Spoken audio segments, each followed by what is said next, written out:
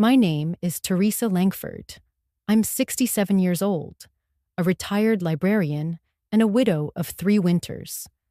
I have a soft spot for good tea, handwritten letters, and silence.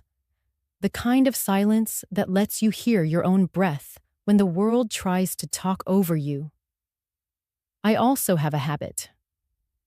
Every Friday morning at 8:15, I walk down Maple Ridge Lane to Briggs Corner Market. I buy eggs, 1 can of crushed tomatoes, and a Powerball ticket. I always pick the same numbers. I always sign my name on the back. And I always fold it into fourths, neatly, and tuck it behind my late husband Frank's old library card in my wallet. It's a quiet routine, like prayer. It keeps me steady. But on the Tuesday morning when I learned that those numbers had hit, when the jackpot was $53 million, I didn't find out from the news or from the store clerk who usually winks and says, "Maybe this week, Mrs. Langford number." I found out because my daughter-in-law shoved her phone in my face and told me to pack my things. I was standing in the kitchen, steeping Earl Grey in my husband's favorite blue teacup, the one with the faint crack down the side. I just placed the saucer onto the counter when Sloane burst in, breathless, phone trembling in her hand. Her nail polish was chipped. Her smile wasn't. She turned the screen toward me. $53 million. In bold white letters. Red confetti. Around it like celebration. Like a bomb going off in the quietest house on our street. Sloane's voice was clear, cutting, rehearsed. "We don't need your pension anymore, Teresa." Behind her, Evan, my son, stood near the hallway, with his hands in his pockets, the same way he used to stand when he broke a neighbor's window as a boy. Guilty, unsure, already pulled away from me by something bigger than his conscience. He didn't say a word. Sloane kept going, like she'd waited years for this moment. "You've been here long enough. You've had a nice stay, but this house isn't meant for 3. You understand?" It wasn't a question. It was a closing statement. A lock clicking into place. I didn't argue. I didn't scream or throw the tea. I didn't ask why they thought it was okay to kick a mother out of her own bloodline. I just picked up my cup with both hands, careful not to spill, and whispered, more to the room than to them. "Did either of you check whose name is printed on that winning ticket?" The silence was instant, like someone had opened a freezer door in July. Sloane blinked. Evan looked at her, then at me, then at her again. She lowered the phone. He stepped forward and opened the drawer where I always keep my wallet. Found it. Opened it. I watched him unfold the ticket, creased 4 times, like always. My handwriting stared back at him in blue ink. Steady, slanted right, like it had been every Friday for 32 years. Teresa M. Langford. Evan's lips moved, but nothing came out. Sloane's face froze, like someone had pressed pause on a person. I set the cup down slowly, so it wouldn't rattle. And that's when I decided. Not out of rage, not revenge, but out of something deeper, something quieter. A line that had finally been crossed. I walked out of the kitchen without another word. Left them staring at the proof that they'd made a terrible assumption. That I was no longer a liability. I was leverage. And I wasn't going to be used again. Let them sit with that. Let them hear the echo of their own words in a house that used to be mine. In a family I used to think I belonged to. They took the money in their heads. I took the name. The one I'd signed. The one they never thought to look at. The one they'd soon realize came with choices and consequences. And before I tell you what I did next, I want you to remember something. You don't have to shout to be heard. You just have to know when to speak and when to sign your name. I didn't leave that day. Not right away. Instead, I made myself tea. Again. And sat in the corner of the sunroom where the light still reached me after noon. They stayed in the kitchen, whispering, pacing, trying to calculate what had just happened. But I didn't go back in. I didn't need to. I already knew what kind of arithmetic they'd been doing in their heads for months, maybe years. And I, Teresa Langford, 67 years old, widow of Frank Langford, mother to a son who had my eyes but not my backbone, was still sitting there, still here, even if they had quietly forgotten. 3 years ago, when Frank passed, I lost more than a husband. I lost the rhythm of my days, the garden we'd grown together, the morning crossword banter, the knowing glances over church coffee. I lost the man who used to fill the space between my thoughts. And then, just as the grief had begun to set like concrete, they came with the suggestion, "You shouldn't be alone in that house, Mom. It's not safe anymore. We've got a room, and we'd love to have you." So I said yes. I packed up my wedding china, wrapped each piece in the pages of a book I no longer had the strength to finish, and left behind the home I had built with 43 years of quiet loyalty. I kept only the essentials: a few cookbooks, a folded quilt, Frank's library card, and the little photo of us taken in 1983, before the gray, before the forgetting. The first night in Evan and Sloane's guest room, I remember sitting on the edge of the bed, staring at the pale blue walls and matching throw pillows, realizing something sharp. I was a guest in my own lineage. Their house smelled different, like lavender and citrus, not wood polish and coffee grounds. Their voices were quicker. Their laughter never reached the eyes, and the framed photos on the hallway walls had been professionally curated, not lived-in memories. There were no smudged fingerprints on the corners. That Friday, just like every Friday, I walked to Briggs Corner Market. Noah Briggs, son of the original Mr. Briggs, was already behind the counter, straightening a row of chewing gum packs when I walked in. He looked up, smiled. "Same numbers, Mrs. Langford? Always. Don't forget to sign it. Wouldn't dream of it." He slid a pen across the counter, and I signed my name the way I'd done for 3 decades. Full name, neat cursive. A little slant to the right, like Frank used to tease me about. I folded the ticket into fourths. Then I opened the back of my wallet, slid the folded paper behind the worn-out library card, with Frank's name still visible in faded ink. Franklin R. Langford, cardholder, since 1976. He loved that card more than his driver's license, carried it even when he forgot his keys. "The day I lose this," he used to say, "is the day I stop being curious." And I carry it now because I don't want to forget what it felt like to be needed, to be part of someone else's learning. Back on the sidewalk, I looked up at the cold sky and whispered, "Still here, Frank. Still walking the same streets. Still signing that name. Still folding that ticket like a small hope. And still carrying you." When I got back to the house, Evan's house, though my name helped co-sign it once upon a time, I placed the ticket gently inside my drawer, between the cookbook tabs and a safety pin I never used. Later that evening, I heard Sloane on the phone talking to someone about a wine subscription and complaining about squeezing in elder care between yoga and emails. I didn't respond. I just sat by the window, holding Frank's card in one hand and the ticket in the other. The room was quiet except for the hum of the refrigerator and the clock ticking in stubborn rhythm. No one came to check on me. No one asked how my walk was. And I realized something brutal and simple. I was still here, but I had become invisible.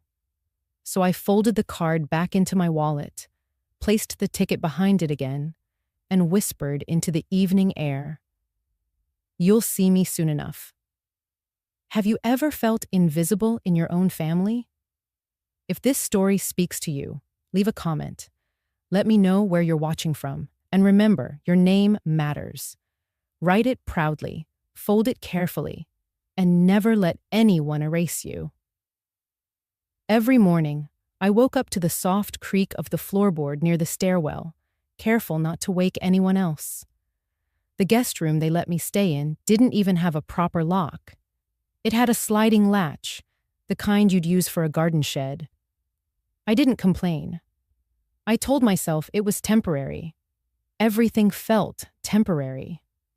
I cooked breakfast before the sun even fully rose. Sloane liked oat milk in her coffee. Evan preferred eggs over medium, not too runny, with turkey bacon. Little Mia hated crusts on her toast. I remembered it all.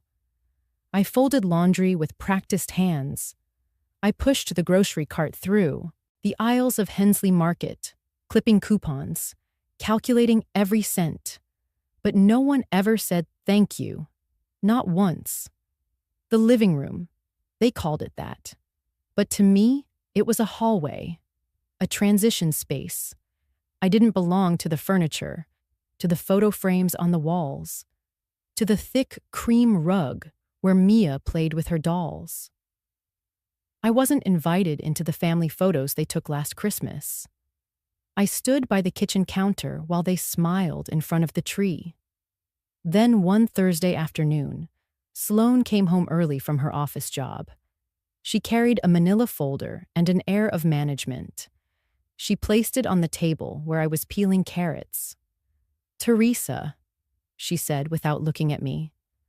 "Evan and I thought it'd be helpful to clarify things, financially speaking." I dried my hands on my apron. She opened the folder and pulled out a spreadsheet, carefully color-coded with a yellow highlighter, her signature shade. My name was at the top. Underneath, a breakdown of household costs utilities, $136.47. Food, $210. Household supplies, $57.89. Entertainment, shared streaming accounts, $12.99. Total, $417.35. She tapped the bottom cell. We rounded it down to an even $400. That way, it's easier for budgeting. It's fair. You live here too. I stared at the paper. The exact amount of my monthly pension deposit. Not a dollar spared. Evan walked in from the garage, wiping his hands with a rag. "It's not a big deal, Mom. I mean, come on. You eat here. You use water, electricity. It's not like we're charging you rent." I nodded slowly, not because I agreed, just because I didn't trust myself to speak. Inside, something broke in me, not loud like glass, more like the soft tear of fabric, too worn to hold anymore. I went back to peeling carrots. That night, I stared at the yellow highlighted sheet again while everyone else watched TV in the living room. I could hear the laugh track from their sitcom echo into the hallway I sat in. My fingers touched the edge of the paper. It was warm from my lap. That shade of yellow, bright, unfeeling, had been chosen to represent my place in their home. A color meant for notes and disclaimers. They didn't see me as a person. They saw me as a calculation. And when love is measured with numbers, it stops being love. The chandelier in the dining room was far too grand for a house that lacked warmth. Sloane loved to entertain.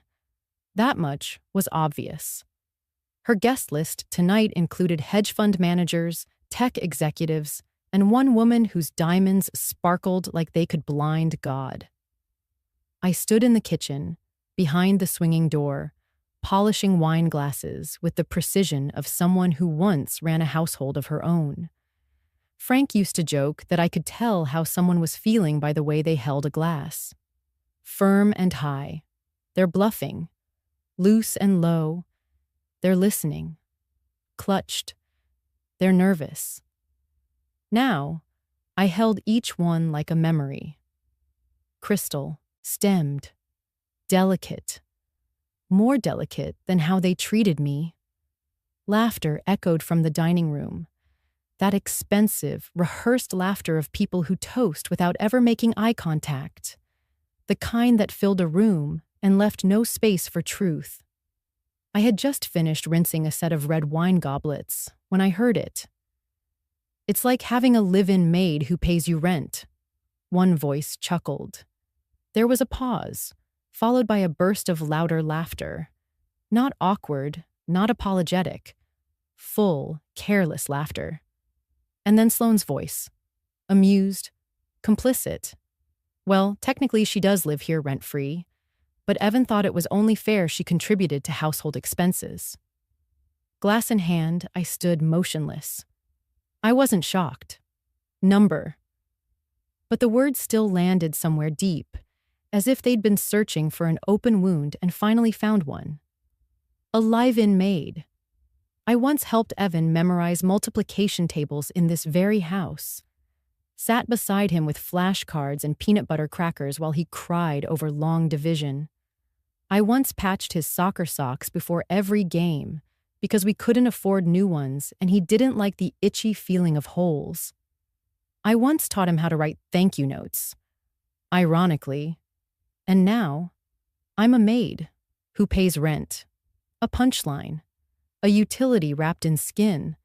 They used to call me Mom, not in the distant, habitual way people say it out of obligation, but the kind of mom that felt safe to them. Their anchor, their audience, their forgiver. I placed the glass on the towel and picked up the next. Steam still rose from the sink. My hands moved out of habit. I wasn't even thinking, just feeling. I tapped the edge of the glass gently, almost rhythmically, with my fingernail. Tap, tap, tap. A soft, dull clink that only I could hear in the background of all their clamor. It was almost musical. A quiet code. A little metronome to keep myself steady. Maybe this is how women disappear. Not all at once, but in layers. First, your name gets shorter. Then your stories become boring. Your warnings become nagging. Your generosity becomes debt. And eventually, your presence becomes invisible. They toasted something in there. I heard a cheer, then the clink of many glasses, more laughter. I imagined the table, long, candlelit, with handmade menus and calligraphed name cards. Sloane loved that kind of thing. Details that didn't require depth. And I stood behind the door. A door I wasn't even invited to walk through tonight. My name wasn't on the menu. It wasn't whispered in reverence or remembered in grace. It was forgotten, or worse, repurposed into a joke. I wanted to walk in there and shout, just to see if they'd jump, just to remind them that I still had a voice. But I didn't. Instead, I kept polishing. Tap, tap, tap. Sometimes dignity isn't loud. It doesn't throw the door open or make a speech. Sometimes dignity is in the refusal to let bitterness warp you, to keep doing the small, quiet things that make you you, even when no one's watching. So I wiped down the last glass, set it beside its siblings like soldiers in formation, and I stared at my reflection in the gleam. Tired, weathered, but still me. They may have rewritten my role in this house, but they didn't erase me. And as I turned off the faucet, I thought to myself, if they're going to make me invisible, I might as well learn how to disappear on my own terms. And when I do, I won't leave empty-handed. I came back from my evening walk to find them at the dining table, not eating, but spreading out blueprints, color printed, stapled in the top left corner, even laminated. That told me one thing. This wasn't a brainstorm. It was a presentation. Sloane waved me over like she was introducing a guest speaker. We've been working on something that we think you'll love. Evan smiled that shallow smile he wears when he's sure he's done something clever. We thought it's time you had your own space, with some privacy. Not just the living room couch, Sloane pulled out a folded trifold board, like she was pitching at a school science fair. On it was a design, a small room tucked neatly beneath the staircase in the basement. One single bed, a corner sink, a curtain in place of a door, and, my favorite feature, a line item that read, "Estimated cost, $1,730. Basic finishes."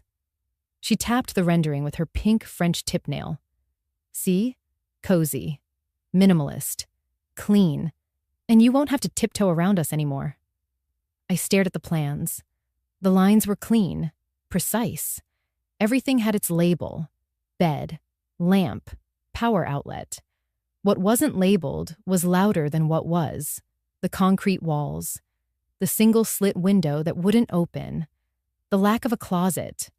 The word privacy was printed in bold across the top. I looked up. Privacy doesn't come from how deep underground you bury someone, I said.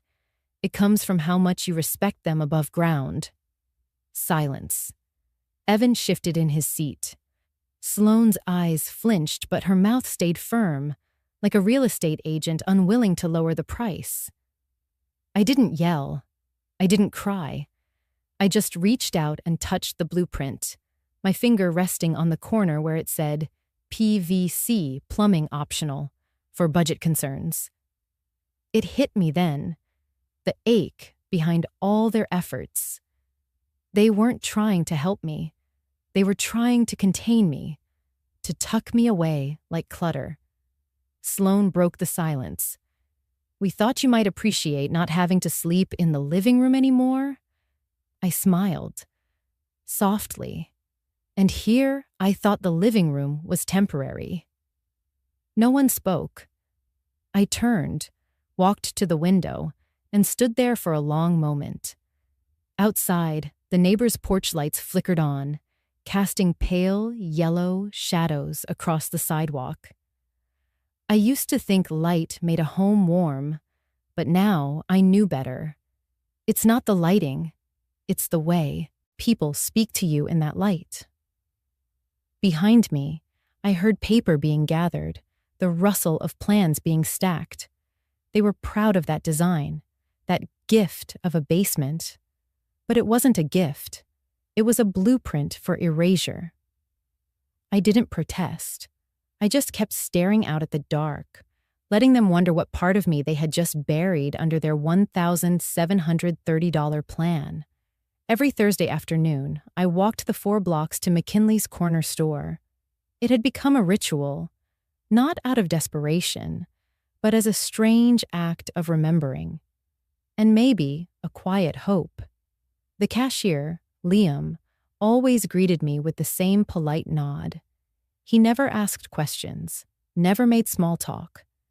That was something I appreciated more than he'd ever know. The smell of aging linoleum, the buzz of the old refrigerator near the back, familiar comforts. I stepped up to the counter and asked, "Can I get my usual?" He handed me a slip, 5 lines of numbers I picked myself long ago.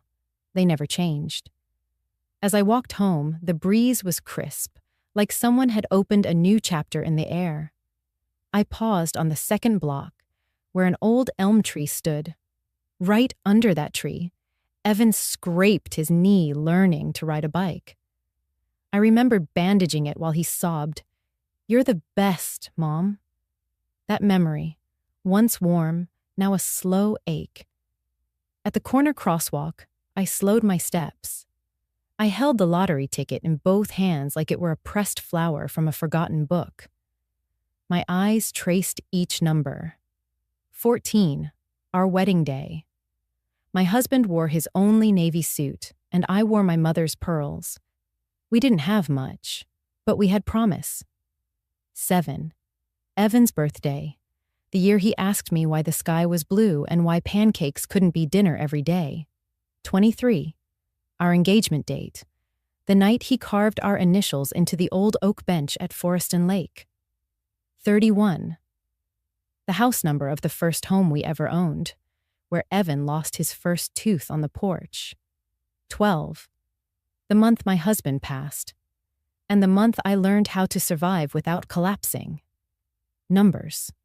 Simple digits to the world. But to me, they held a pulse, a heartbeat of memories stitched in years, moments, and milestones. I smiled, just faintly. Not out of amusement, but clarity. Maybe, just maybe, it was time these numbers spoke for me. I had whispered through life long enough. At home, I entered through the back kitchen door, careful not to let it creak. The house was quiet. Sloane had taken the kids to gymnastics, and Evan was at work. I stood in the dining room for a beat too long, gazing at the framed photographs on the shelf.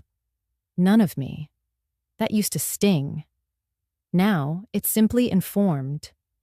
I opened my purse, pulled out my wallet, and slid out a faded photo of our wedding day. My husband's eyes twinkled behind his square glasses, and I looked so young I barely recognized myself. Gently, I turned the photo over and taped the ticket to the back. Then I placed it back into the secret flap of my wallet, right behind the fabric lining. A place neither Sloane nor Evan would ever think to look. That picture had lived there since the year after my husband died. Somehow it felt like the safest vault in the world. I sat down at the kitchen table, a soft clink as my ring brushed against the edge. A different ring now. My original was resized after arthritis made it too tight. Still, it carried the same promise. Leaning back, I closed my eyes. Those numbers, they weren't just lottery picks. They were bookmarks. To a life lived, to love given, and to the people I once thought would carry it forward with grace. I opened my eyes to the hum of the refrigerator and the ticking of the wall clock. A quiet resolve settled into my chest. If no one else in this house remembered what those numbers meant, then perhaps they would learn. One way or another. That evening, the house was unusually quiet.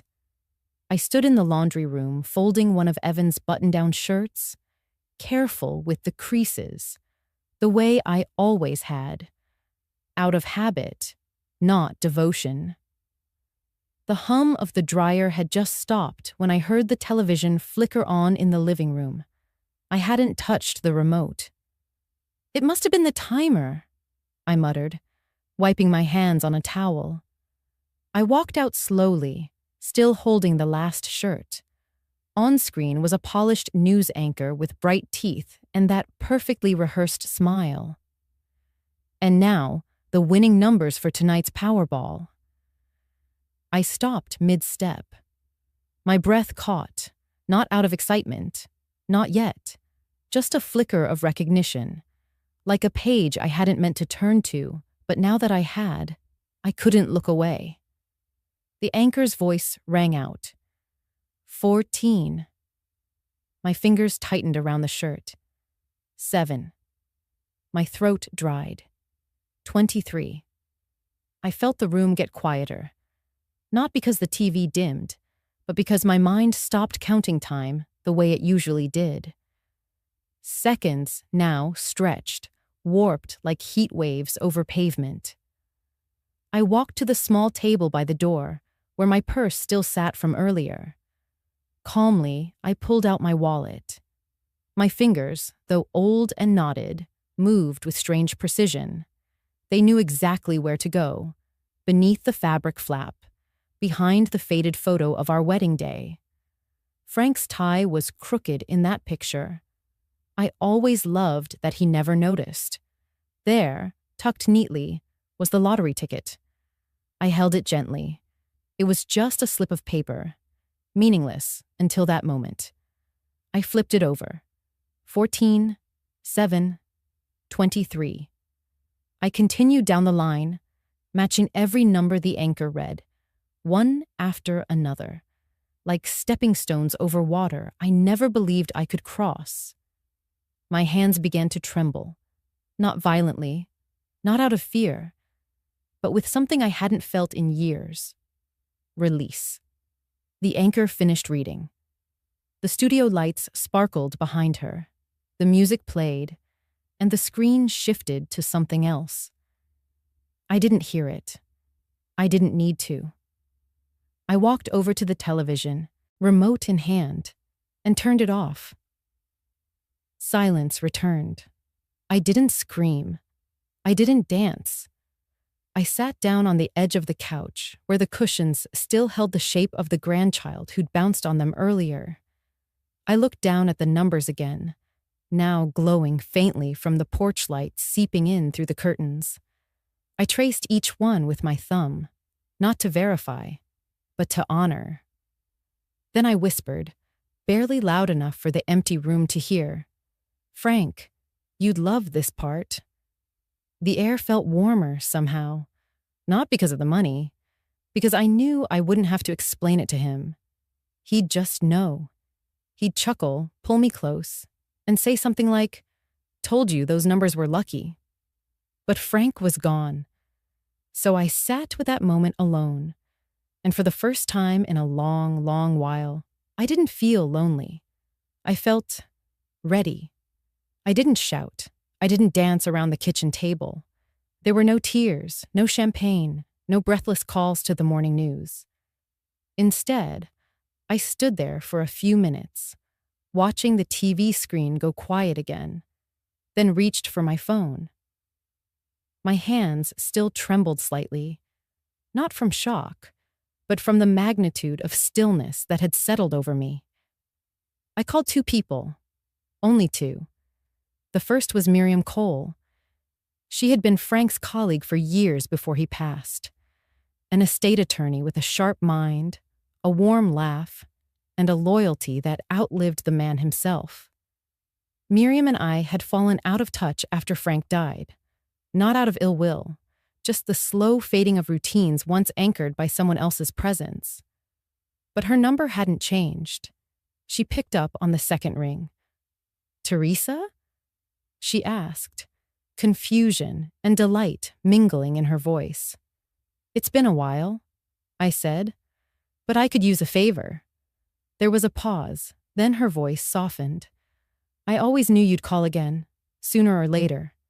Miriam, I need to talk about estate protections, and I need someone to handle something discreet." "Teresa," she said again, slower this time, "are you all right?" "I think I just won the lottery." A longer silence. "Then I think we have some things to secure."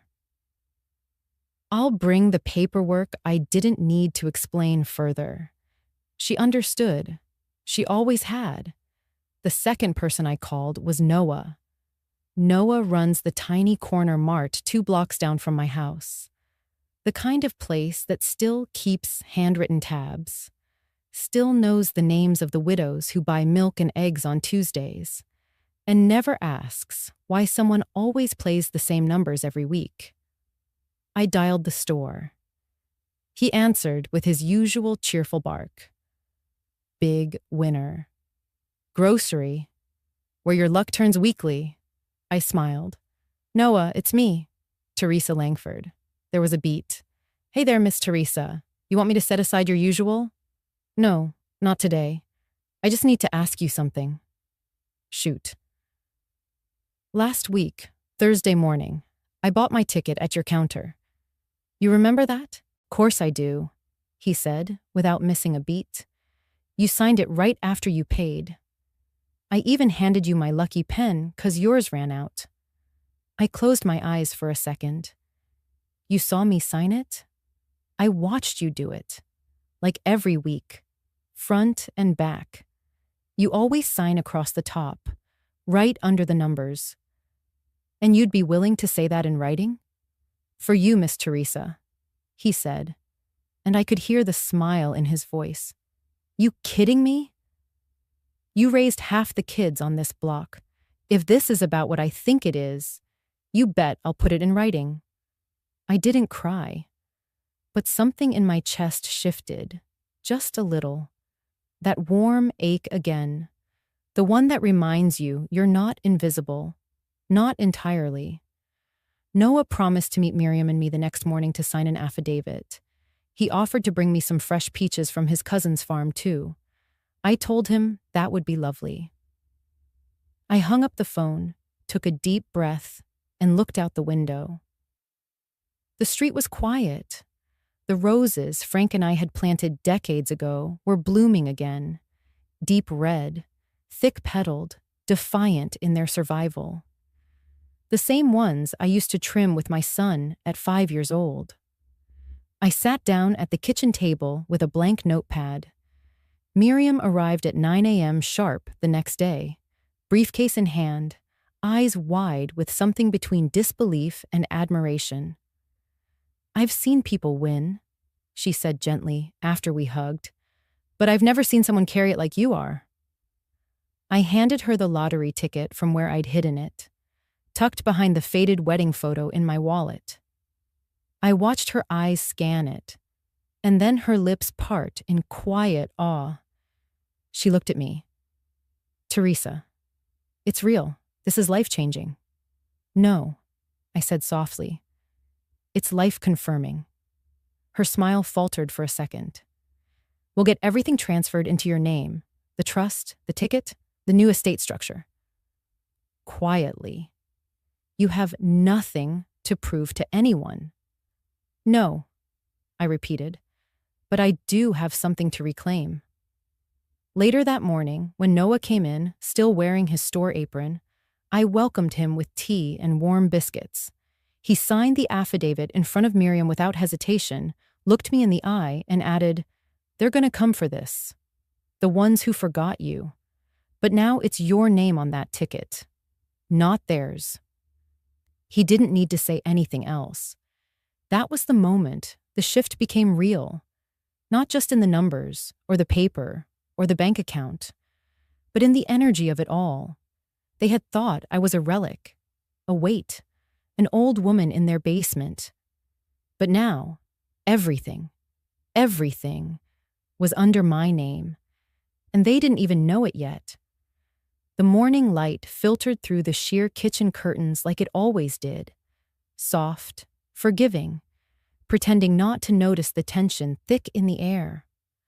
I stood by the sink, rinsing the last of my teacup from the night before, letting the warm water run a little longer than needed. Through the thin walls, I could hear them. Evan's voice was hushed, but firm, just loud enough to carry through the hallway like an unspoken threat. "We can move her to Golden Meadows now. It's time, Golden Meadows." The name was too polished, too clean. I knew the place. A retirement facility for the well-funded, they claimed, which was code for a place you tuck away problems you no longer want to feel responsible for. I wasn't surprised, just disappointed. Sloane responded, her tone sharp with urgency. "If we wait too long, she might start thinking she can handle things herself. We need to get ahead of this.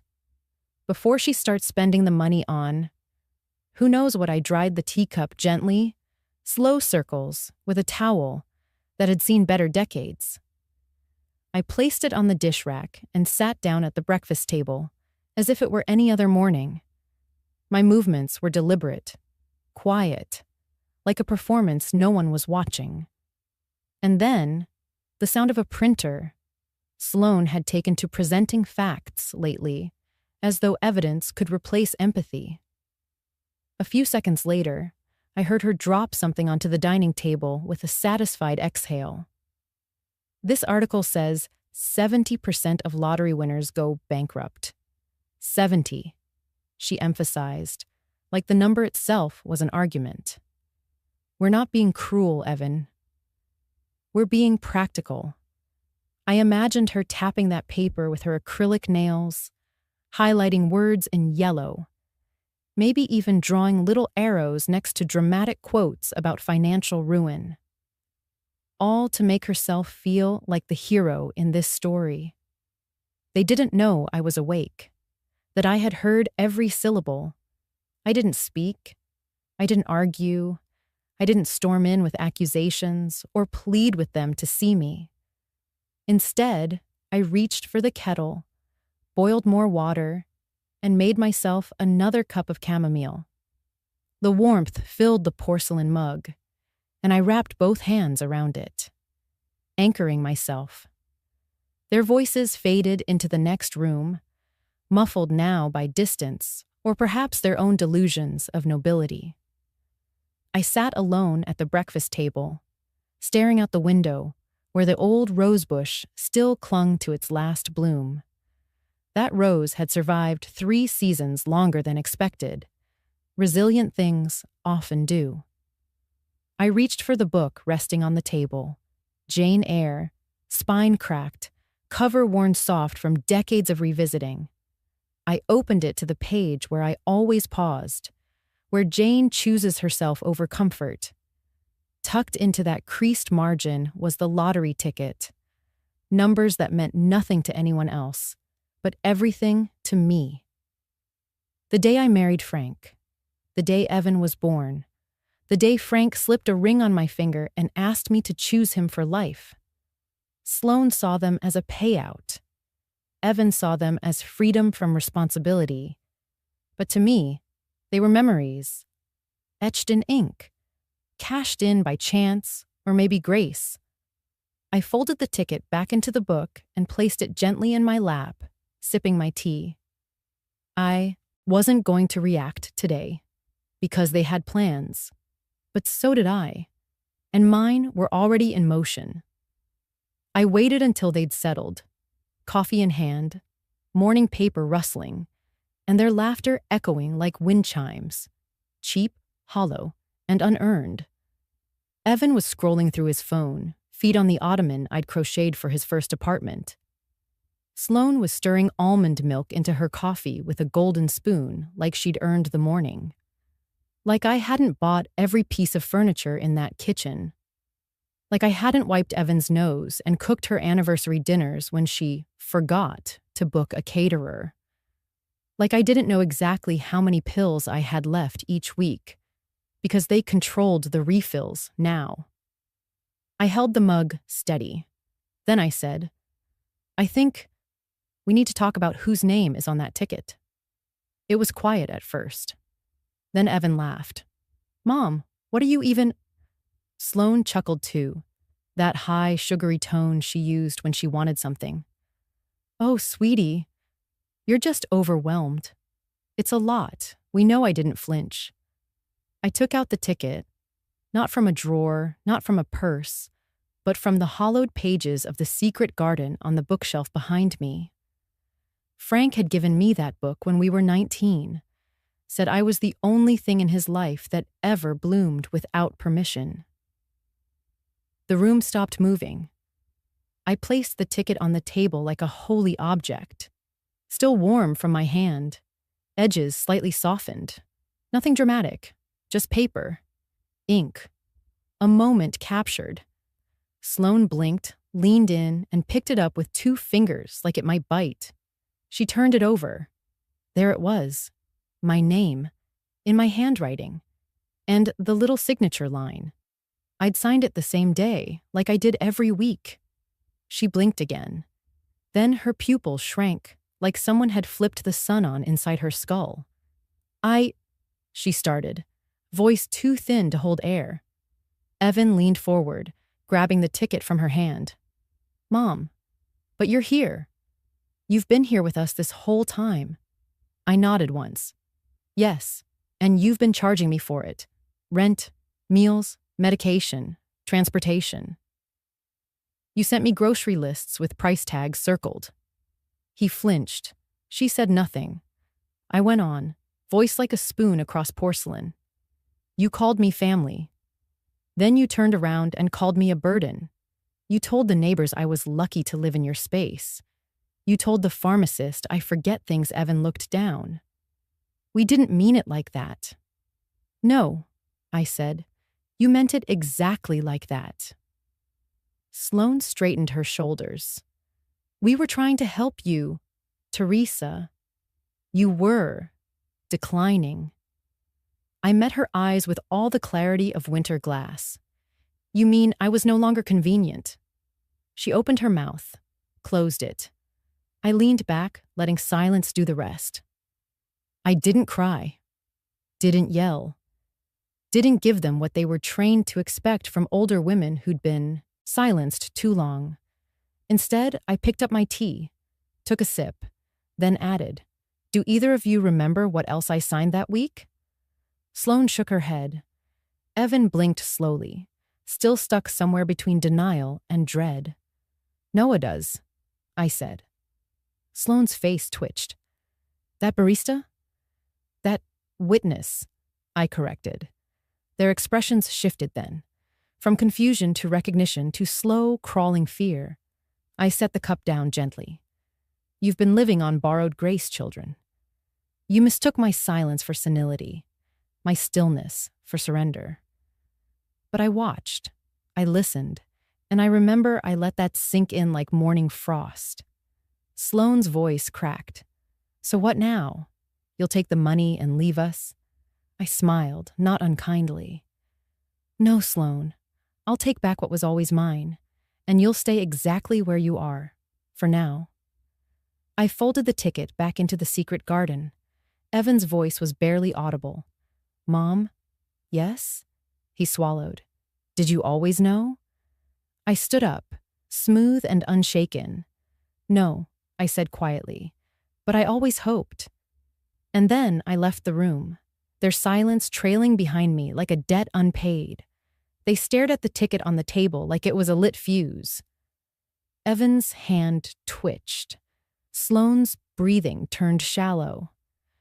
We're family, Sloane said, her voice an octave too high, trying to sound soft but cracking under the pressure. This is ours. All of us. You didn't buy that ticket for yourself, right? You live here. You eat our food. You watch our TV. She was unraveling in real time.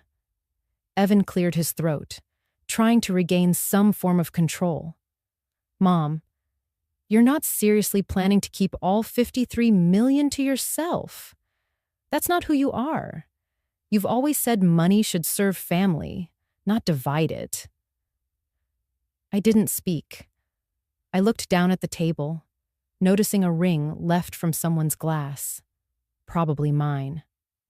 I reached over and wiped it gently with the edge of my sleeve. The cloth swept across the surface slowly, carefully, as if I were removing not just the stain, but years of expectations.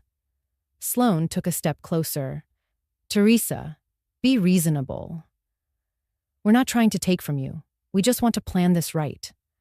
We can manage the funds, keep it safe, set up trusts. You know how many lottery winners go broke within a year? She pulled the folded article from earlier out of her pocket and waved it like a legal document. It's not about control. It's about protecting you from yourself. From making mistakes, I looked at her and smiled slightly.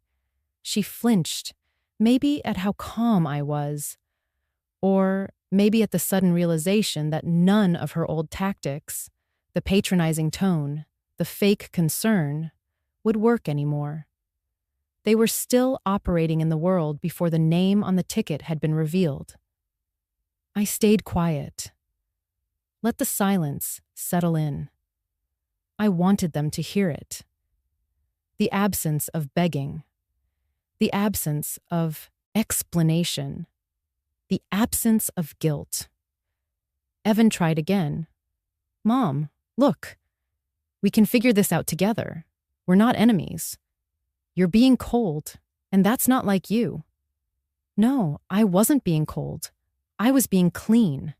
For decades, I had counted my pennies to make sure they never felt the lack of anything. I clipped coupons, made dinners stretch, bought birthday gifts even when I couldn't afford my own prescriptions. And when their jobs fell through or their bills piled up, I was there, quietly covering what they couldn't. I never asked for repayment. I never brought it up during arguments. I gave and gave and gave, thinking that generosity was love's language. But generosity without appreciation isn't kindness. It's servitude. And the thing about servitude is, the moment you stop, they don't thank you. They panic because they thought it was your job to give. I glanced at the ticket on the table, my name printed clearly, still slightly smudged, from when I signed it with damp fingers in the market parking lot. I thought of the security guard who had helped me that day, of the little boy who waved at me while his mother juggled bags of groceries. I thought of the stranger who handed me a bottle of water without asking for anything. None of them knew me. Yet they were kinder to me than the people sitting across this table, who had lived in my womb, my home, my heart. Sloane's voice turned desperate. "Teresa, this isn't how families act." I looked at her with steady eyes. "No," I said. "This is how people act when they realize the free well is drying up." She opened her mouth to argue, but I gently raised my hand. "I don't owe anyone my silence anymore," I said, "or my savings, or my skin." I stood and tucked the ticket back into my book, not hiding it, just placing it where I knew it would be respected. As I walked slowly toward the window, I noticed how the morning light caught the edge of the garden outside. The roses had bloomed again. That was the thing about nature. It didn't bloom for who shouted the loudest or who guilted the hardest. It bloomed when it was ready, when it was rooted, just like I was now. Miriam's office was quiet, soft sunlight filtering through the blinds. She didn't speak at first, just handed me a thick envelope, sealed, slightly yellowed at the edges. She placed it on the desk between us with a long sigh and looked me straight in the eye. "This is from Frank," she said gently. "He left it with me months before he passed. Said to give it to you only if things ever went cold with your son. He called it insurance in case your boy forgets how to be kind." His words. My throat tightened. I traced my finger over the seal, already knowing it wasn't just paper inside. I broke it open, slowly. Inside were legal documents. Frank's unmistakable signature on the last page. A trust. A dedicated account. $500,000. He'd set it up for me, in the event that Evan ever mistook me for a burden, not a mother. I blinked, lips pressed into a trembling line. Every line of the trust was clear. I would have unrestricted access to the fund. No co-signers. No oversight. Frank had even arranged for periodic deposits after his passing to ensure it wouldn't run dry during inflation or unexpected expenses. He used to say, Miriam continued softly, that loving someone means building things they might need before they ever ask. I nodded, unable to speak. Then she handed me a small, folded note. Frank's handwriting, always slightly tilted to the left, always in fountain pen. Just one sentence. "Don't let them count you out, Tess. You were always the sum." That's when the tears came, slow and quiet. I remembered him at the breakfast table, half laughing as he balanced our checkbook in the morning light. How he'd say, "The math only works if you remember the heart behind the numbers." It was something he muttered often, especially when Evan and Sloane came calling, needing help with this or that. He always gave, never complained. But he saw the shift long before I admitted it to myself. I folded the note carefully, tucked it into my purse. It felt heavier than gold. "You want me to draft a formal notice to Evan?" Miriam asked. I looked out the window. A tree swayed gently, one golden leaf letting go of the branch and floating down. "No," I whispered. "Not yet." Because this wasn't about revenge. It wasn't even about the money. It was about truth and protection and dignity. All the things Frank knew I would one day need to hold on to. He hadn't left me behind. He had walked ahead and built me a place to land. I called for a family meeting. They didn't ask questions. They assumed, I suppose, that I was about to cave, to offer them a share of the money or some pitiful compromise wrapped in motherly guilt. Sloane arrived first, striding into the living room with a laptop tucked under her arm and a folder labeled Financial Scenarios, as if she were prepping for a business acquisition. Evan followed with a bottle of red wine and 3 glasses, still clinging to his charm like it could erase months of dismissal. I had already set the room. The lights were dimmed to a soft warmth, the fireplace flickering just enough to draw their eyes, but not their comfort. The coffee table sat between us, neutral territory. On it, a single manila folder. They sat. Sloane opened her folder, launching into a monologue about family legacy, strategic generosity, and tax efficiency. Evan poured the wine like it was communion. I didn't speak. I waited. When Sloane finally paused for breath and Evan slid a glass across to me, I gently pushed it aside. Then, I opened the manila folder and laid the contents face up. Printed spreadsheets, bank records, credit card statements, all marked and highlighted. Frank's final gift to me. A full financial investigation conducted months before his passing. The kind of research only a man who no longer trusted his son and daughter-in-law would commission.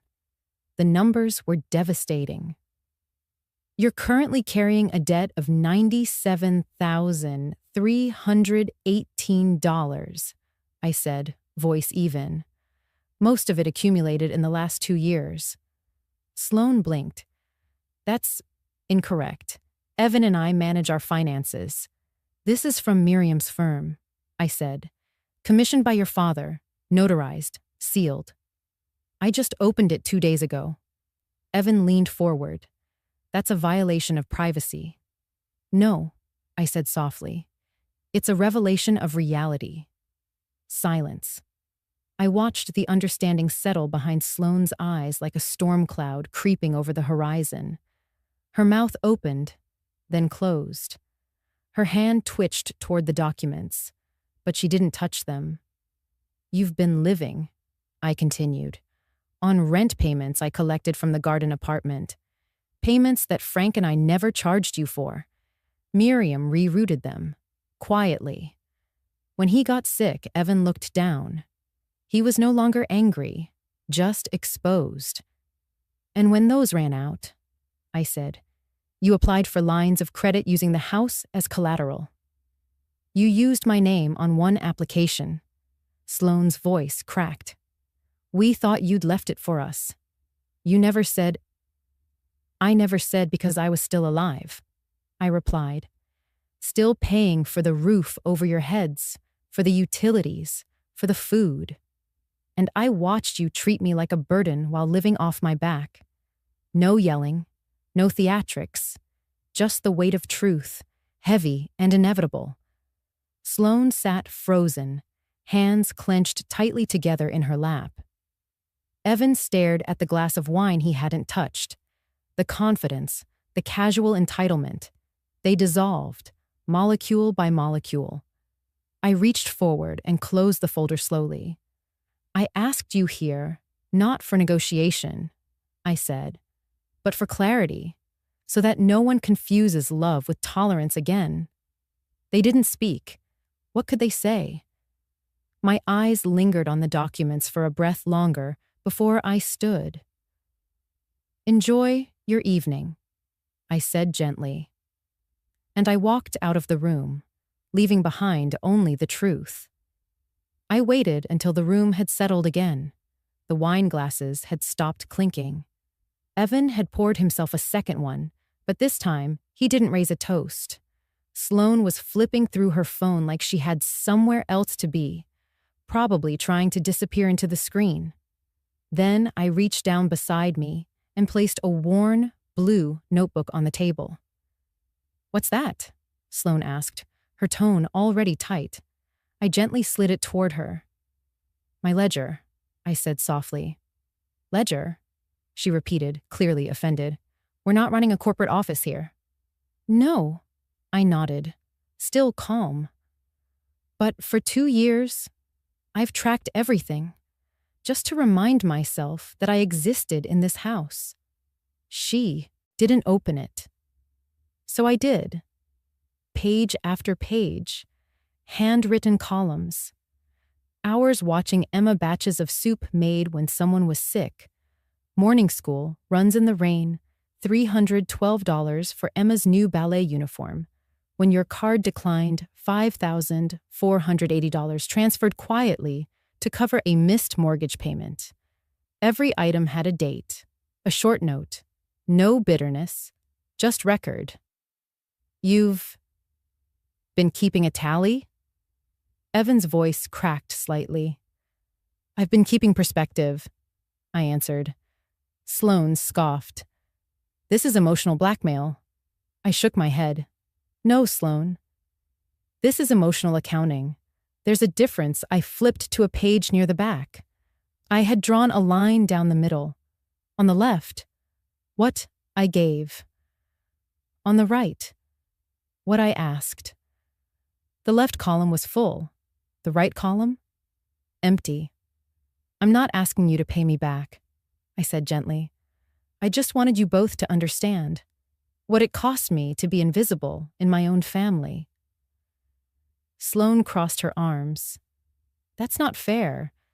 Families aren't meant to be measured in dollars and cents." "No." I looked her in the eyes. "Then why did you reduce me to rent?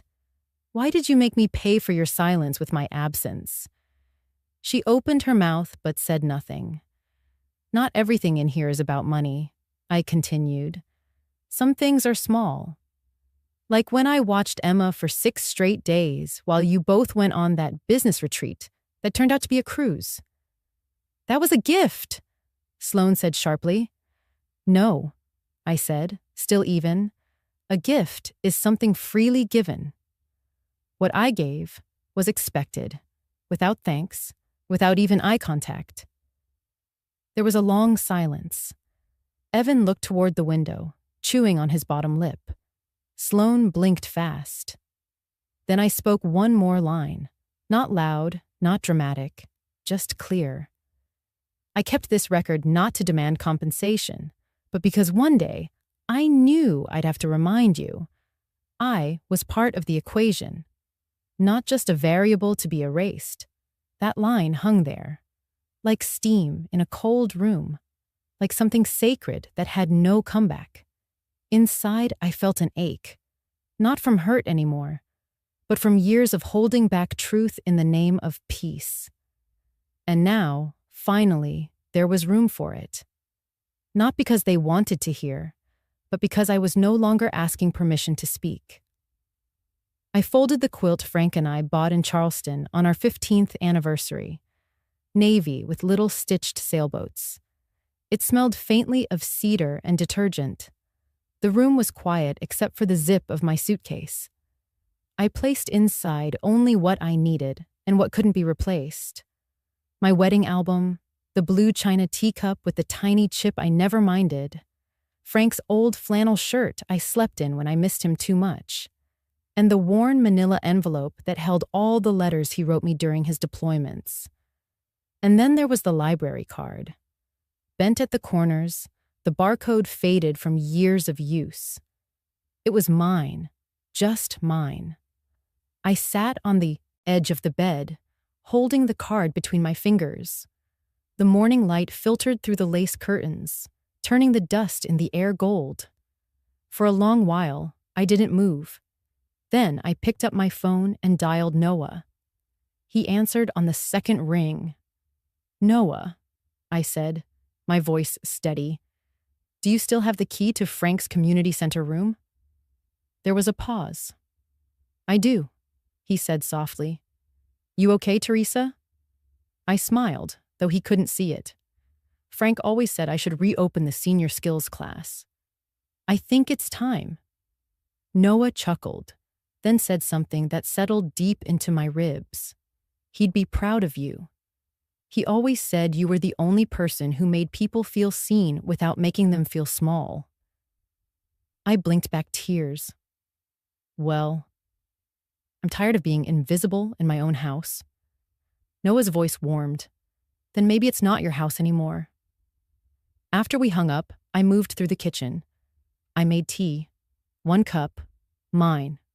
No one to ask what's for dinner. No one to critique how I folded towels or remind me the thermostat cost money. Just quiet. I didn't slam drawers or stomp or cry. That wasn't my style. I was never loud. But I had learned that you don't need to raise your voice when you're finally listening to yourself. I looked out at the rosebush Frank planted the year Evan was born. It had 1 bloom left, still clinging on in early winter. "Look at you," I whispered. "Still showing up." Then I opened every window. The air was crisp and smelled like wood smoke. The breeze tugged at the curtains, and sunlight pooled on the hardwood floor. For the first time in 3 years, I put music on. Frank's favorite jazz record. I didn't know where I was going yet, but I knew what I was leaving. A house that didn't echo my laughter anymore. A son who treated me like a debit card. A daughter-in-law who saw me as a burden to be priced, not a person to be loved. And I wasn't walking away in defeat. I was walking toward something. I was returning to the version of myself that loved poetry readings, taught seniors how to email their grandkids, and knew the name of every librarian at the branch downtown. I was going to call Miss Loretta and see if she still made peach cobbler for church potlucks. I'd sign up to read to the 3rd graders again.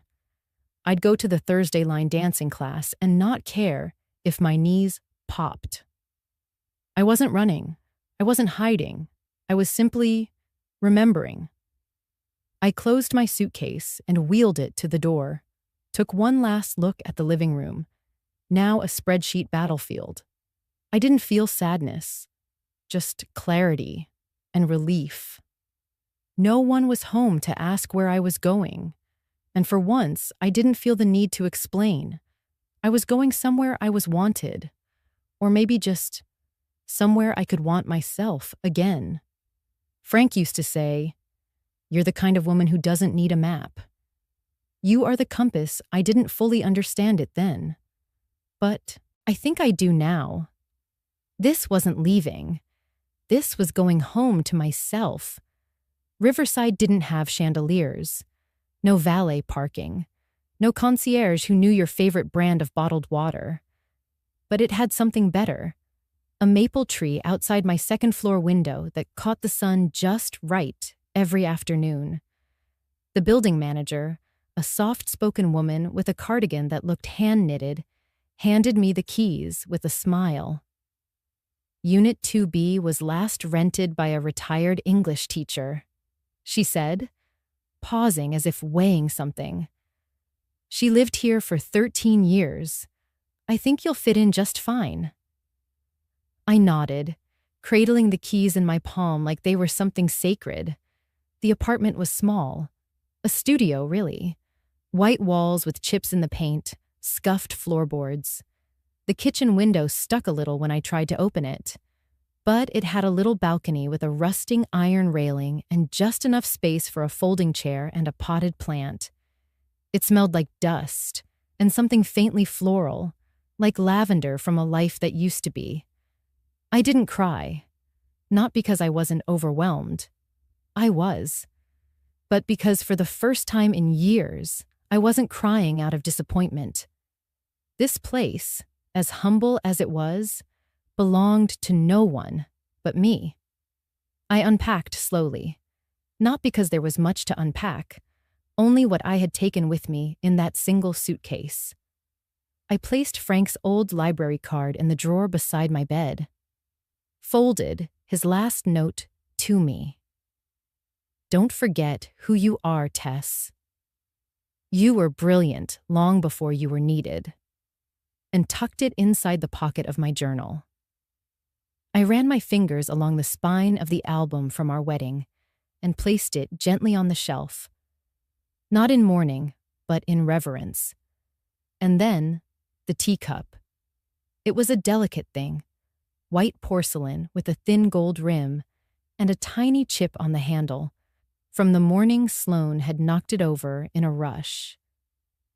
I had kept it anyway. Frank used to say it looked like a cup that belonged in a storybook. I placed it on the small wooden shelf above the kitchen sink. It didn't match anything else in the room. But it didn't have to. For the first time in so long, I boiled water just for me, made a cup of Earl Grey, sat on the edge of the bed with the mug cradled in both hands, and just listened. The quiet wasn't empty. It was peaceful, like the apartment was breathing with me. I opened the window despite the sticky frame. The breeze carried in the scent of river grass and someone's overcooked casserole.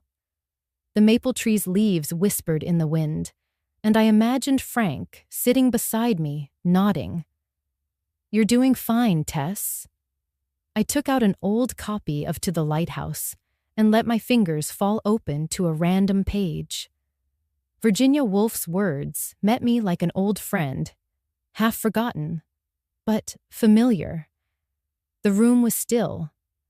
The sun filtered in through gauzy curtains, casting long lines across the wooden floor. And in that moment, I wasn't a mother who'd been left behind. I wasn't a widow. I wasn't someone's retired babysitter or emergency contact or walking wallet. I was Teresa Langford, a woman who once loved teaching poetry, a woman who raised a family, a woman who had been broken, but not erased. And now, I had my own key, my own shelf, my own window to open. It wasn't about luxury. It wasn't about revenge. It was about breath, about space, about the quiet triumph of choosing yourself. I was once treated like a cost, a line item, an obligation. But here, I wasn't extra. I wasn't a burden. I was the homeowner, the one with the lease. I ran my fingers along the spines of my books, pausing at Leaves of Grass, then smiled. I had been subtracted from their lives. But here in Riverside, I was finally counted in. Not fancy, but it's home. And this time, mine. I never thought I'd be standing behind a microphone again. Not since my husband's memorial. Not since I sat silent in the front pew feeling smaller than my black dress. But here I was, invited to speak at the Shared Wisdom Night at the Riverside Senior Center. The room smelled like brewed coffee and cinnamon rolls. Folding chairs were scattered in neat rows. I could see the expectant faces, people in their 60s, 70s, even 80s. People who had buried spouses, outlived siblings, and, like me, were learning how to live with the silence after a life full of noise. They handed me a cordless mic and a cup of chamomile tea. I took a breath. "My name is Teresa Langford," I began. My voice trembled, not from fear, but from the weight of everything behind it. I was a wife for 41 years, a mother for 38, and a placeholder in someone else's life for much too long. The room quieted. Frank, my late husband, used to say, Teresa has a heart like a big warm porch. People rest there, but they don't always help maintain it. A few soft chuckles. I smiled gently. What I wish I had known earlier is that love without respect becomes duty, and duty without care turns into currency. I paused, glancing around the room. 2 months ago, my son and daughter-in-law won the lottery, $53 million, and they told me to leave. Gasps rippled through the room. They said I was just a burden with a pension, that they needed space, that I should figure something out now that I wasn't useful. Someone in the back whispered, "God have mercy." I didn't argue. I continued. I packed my bags. And as I left, I smiled and asked one question. "Did either of you check whose name is on that winning ticket?" A slow, stunned silence followed. I leaned into the mic, voice calm. It was mine. They took the money. I took the name. A few people clapped, soft at first. Not for revenge, but for the reclaiming of something more sacred than cash. I was never bitter, I said. Not really. But I did start, counting things. I pulled out the small notebook I now carried everywhere. My emotional ledger. Hours spent babysitting. Meals cooked. Bills paid. Miles driven. Days missed. Birthdays remembered. And the number of times I said yes when I wanted to say, "Please include me." More nods now. Someone murmured, "Preach." My daughter-in-law once told me, "We're not running a bank, Teresa." And I smiled and said, "Then stop treating me like an ATM." Laughter this time, but beneath it, understanding. I tell you this, I said slowly, because I know some of you have been there. Maybe you still are. I let the words sit. I learned that sometimes your greatest act of courage is not standing up to others, but sitting down with yourself and asking, have I counted myself in? Or have I let others write me off? The room was completely still now. No rustling, no side conversations, just listening. I'm not here to tell you how to win the lottery, I smiled, though it helps. Laughter again. But I will tell you this, value doesn't come from being needed. It comes from being known. I reached the end of my notebook, closed it, then looked up and said the last line I had rehearsed every night for a week. Count yourself in before anyone gets the chance to subtract you from their life. The silence that followed wasn't heavy. It was reverent, like the hush that falls over a room not because something's ended, but because something new has just begun. And as I stepped down, several hands reached out to steady me. Not because I was frail, but because I was seen. I was folding my softest blanket, the one Frank had bought for me on our 30th anniversary, when my phone buzzed with a video call. The name on the screen made my breath catch. Emma Yellowheart. I hadn't heard from her since Thanksgiving. Not even a text. Not a note. After what happened at that dinner table, I assumed my son and his wife had decided to scrub me out of their daughter's world like chalk off a sidewalk.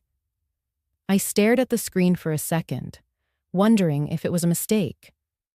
But then I saw her tiny face come into view, round cheeks, messy ponytail, and that one front tooth missing. "Hi, Grandma," she whispered. Her voice was cautious, but her eyes sparkled like always. "Mom said not to call. But I missed you." Just those words. And suddenly, the weight I'd been carrying these past few weeks loosened. Just a little. I sat down slowly on the couch, pressing the phone closer to my face as if I could reach through it and smooth back the wild strands of hair that always fell into her eyes. "Oh, sweetheart," I said, my voice breaking around the edges. I've missed you too. More than you'll ever know." She looked over her shoulder, then leaned in closer, her little hands adjusting the camera. "I drew something for school," she said, pulling out a sheet of construction paper covered in colored pencil lines. "It's called My Favorite Place in the World." The drawing was crude but unmistakable. A red brick building with a balcony. A big tree with fiery orange leaves. A small figure. Round face, gray curls, standing on the balcony, arms open. "That's you," she grinned. "And that's the tree you told me about." The maple, I couldn't speak. My mouth opened, but nothing came out. I placed my fingers gently on the screen where she had drawn me, as if I could hold that little version of myself in place and keep it safe forever. Emma watched me for a moment, her face softening. "I know you moved. Mommy says you went away because you're tired, but I know you didn't leave me." Tears welled up, blurring the screen.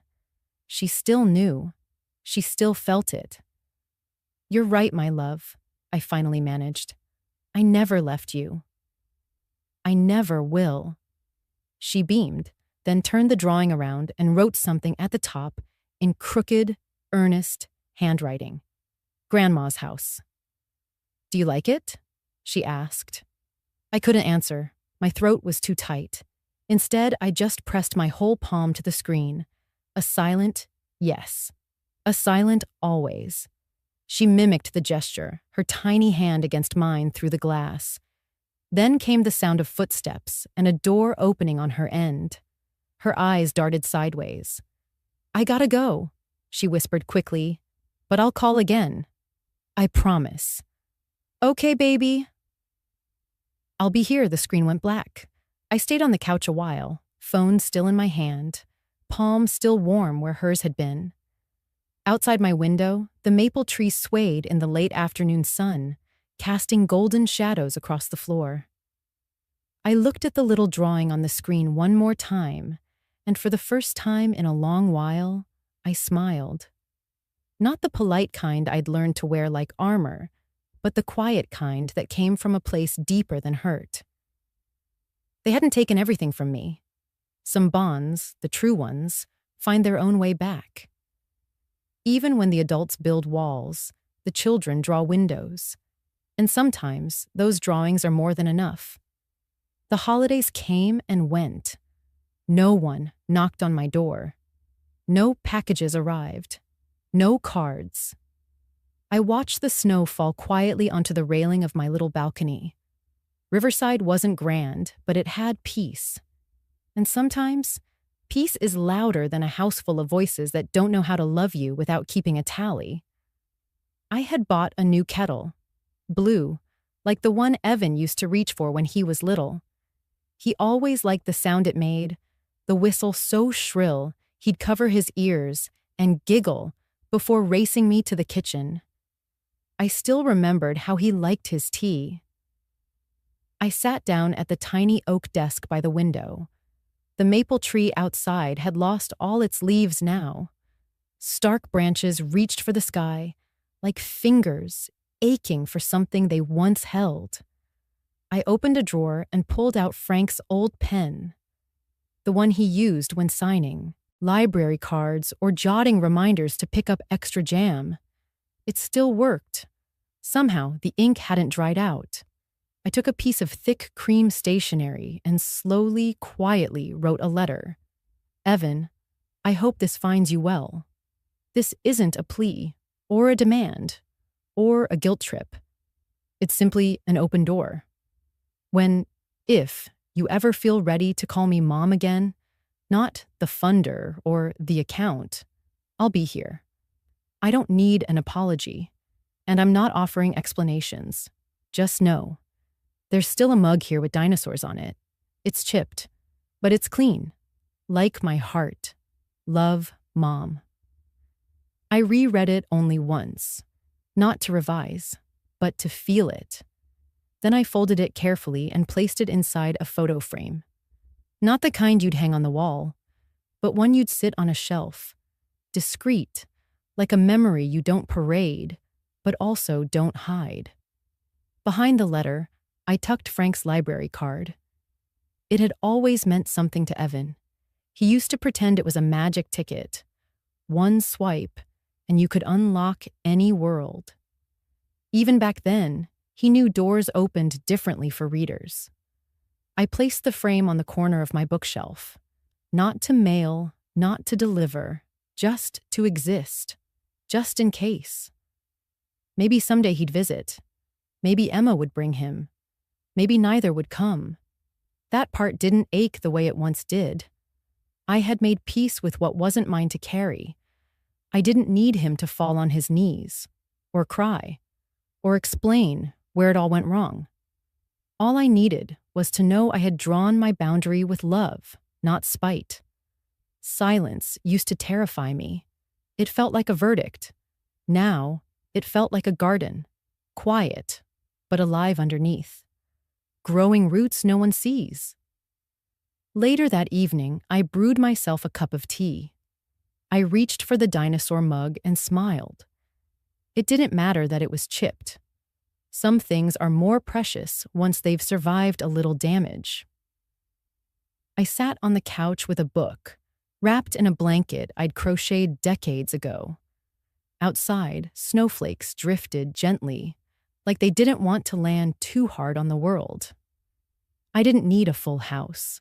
I didn't need gifts or visits or promises of next time.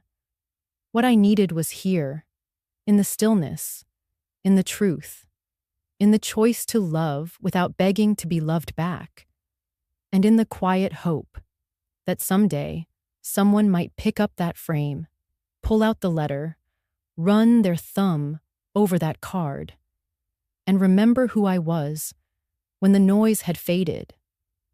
I closed my eyes, letting the warmth of the tea and the memory of a little boy's laughter settle into the bones of the room. They didn't come, but I had sent my message, and it was enough. The morning sunlight filtered through the balcony blinds, soft and golden, wrapping around me like a familiar shawl. I stood on the patio, watering the maple tree, its leaves now tinged with early amber. I'd read somewhere that maples hold on to their color longer than most trees in autumn. Maybe they've learned how to stay beautiful, even as they let go.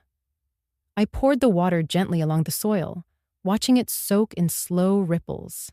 Not rushing, just being. There was something sacred about this rhythm. The quiet labor of care, of choosing what stays. Behind me, the table waited with quiet companions. A single ceramic teacup, white with tiny violets painted around the rim. An old letter from Frank, his last one, folded gently like it could still breathe. And the lottery ticket, now pressed between plastic like a museum artifact. I hadn't moved the ticket much. Not out of greed, not out of fear, but because sometimes the things we don't say still hold the loudest meaning. That ticket wasn't about $53 million anymore.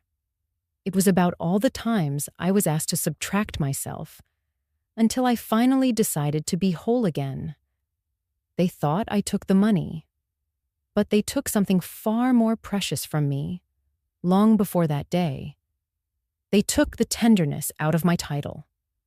Mom became an ATM. Grandma became optional. My presence was a burden to manage. My absence, a convenience to arrange. For years, I allowed it. I told myself I was just loving them the best I could. But love isn't subtraction. And it's not a ledger. I didn't win because I had the right numbers. I won the moment I chose to stay standing. When I didn't beg for a seat at a table where I was no longer wanted. When I realized I didn't need to fight for their love. I just needed to stop charging interest on mine. That morning, I took a sip from the teacup. It tasted warm, earthy, like something that had steeped a long time to become what it was meant to be. I looked at the ticket once more, at my name, Teresa Langford, bold and certain in black print. No erasures, no nicknames, no rebranding for convenience. That was the name of a woman who'd stitched together a life out of scraps of dignity and hope, who raised a son, buried a husband, held a trembling granddaughter, and stood in front of an audience to tell her truth. I folded the letter from Frank back into its envelope and placed it next to the ticket. Then I whispered, only to the maple and maybe the wind. They thought I took the money. I smiled. They did. A beat of silence. But I took something else. I turned back toward the door, left the watering can behind, and gently closed the glass. The screen faded to black. White letters appeared. Love isn't a ledger. I kept the ticket. I kept the name.